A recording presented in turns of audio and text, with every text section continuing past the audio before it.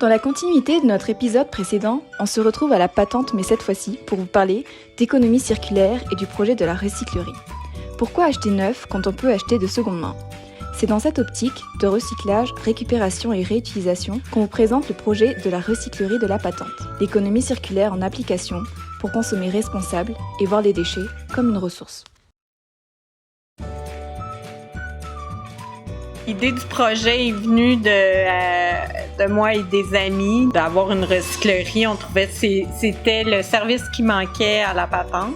On a fait une demande en expliquant le projet qu'on voulait développer, puis on a eu des sous pour le développer. Fait qu'on est en développement. On a ouvert notre belle recyclerie, mais on développe encore le projet pour des formations, offrir des formations en lien avec les matières résiduelles.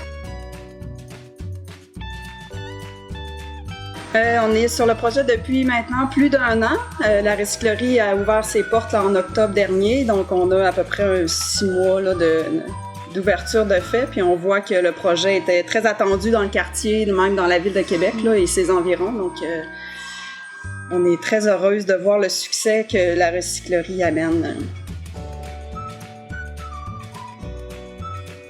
Bien, physiquement, c'est un lieu, c'est comme une quincaillerie de seconde main. Le but est un peu que les gens prennent l'habitude de venir voir avant ici, si on l'a dans la recyclerie avant d'aller en quincaillerie. En général, on vend environ à 50% de moins du prix et plus. Fait que ce qui est le fun, c'est que si quelqu'un a besoin juste d'un morceau de gyps, mais il n'est pas obligé d'acheter la planche au complet. En fait, le projet voulait aussi éviter la surconsommation. Fait que les gens peuvent acheter 10 vis si leur projet en demande que 10. Fait qu'ils vont payer au poids le nombre de vis. Même chose pour le bois. Fait que on voit vraiment les gens, là, beaucoup du centre-ville qui viennent chercher des matériaux justement en plus petite quantité.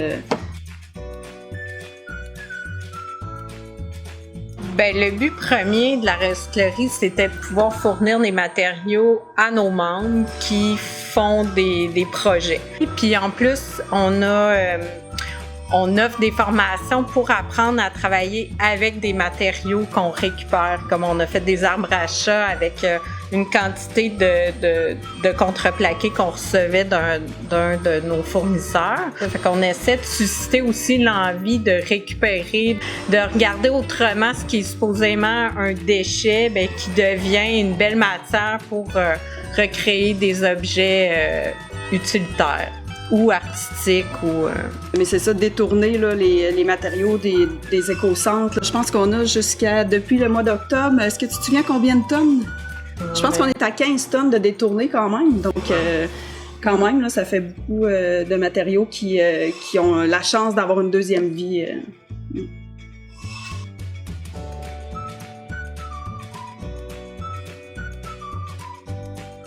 Bien, au départ, quand on a écrit le projet, on pensait gérer la recyclerie avec des conteneurs à l'extérieur. Finalement, on a un espace intérieur. Et finalement, l'espace intérieur, qui est vraiment super, est déjà un peu petit. Fait qu'on voit qu'il y a une évolution, mais aussi qu'il y a des défis à venir là, par rapport à...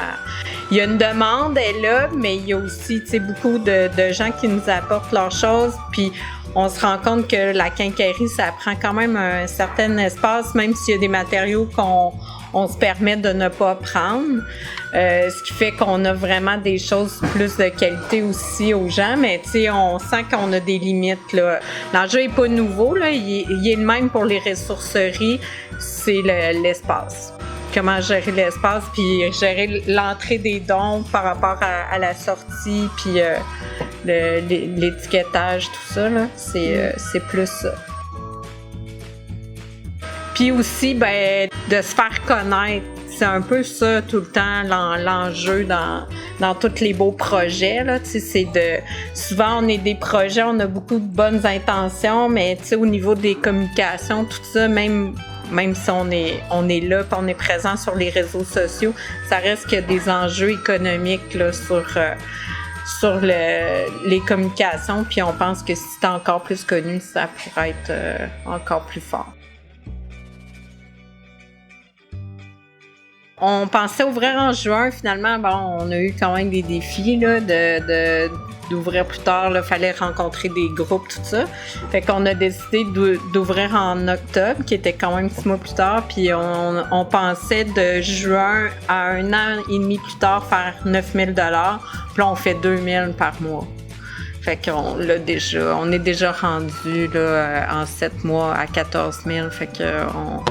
À peu près, là, ça ressemble à ça. On est ouvert 2 jours semaine, il faut le dire, là, quand même, c'est pas plus. Puis on voudrait pas ouvrir plus parce que je pense que ça diluerait un peu plus nos ventes encore, là, tandis que là, le jour où c'est qu'on va voir des files d'attente, là, peut-être qu'on penserait ajouter une journée, mais pour le moment, c'est pas le cas. Mais on est quand même vraiment satisfait à 2 jours semaine à faire 2 000 par mois avec des marteaux à 2 $, puis des vis au poids à 1 cent le gramme.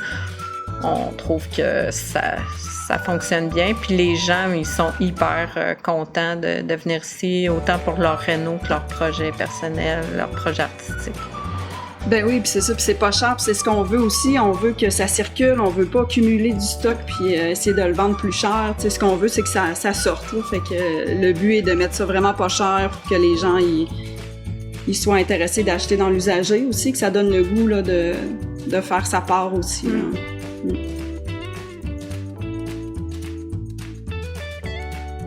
On est 3 co-responsables. Dans le fond, on est 3 personnes là, à fonction égale. Donc, on a 2 personnes à 28 heures puis une à 21 heures semaine. Donc, c'est ce qui fait qu'on travaille à temps plein sur la recyclerie, les 3, là.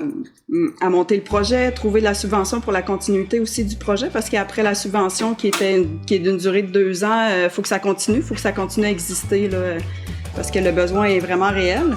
Puis travailler sur les formations aussi pour inciter les gens à utiliser les matériaux recyclés.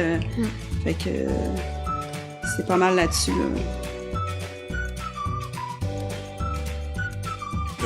Ben, il faudrait qu'il y ait des recycleries dans tous les quartiers de la ville. En fait, surtout si ça reste à peu près dans ces grandeurs-ci, mais on pourrait avoir une immense recyclerie que les gens pourraient venir là, mais en même temps avec l'idée que les gens puissent venir à pied, en vélo, ben je pense que l'idéal, ce serait que la recyclerie fasse des petits, puis qu'elle puisse aller, on puisse implanter des petites recycleries un peu partout.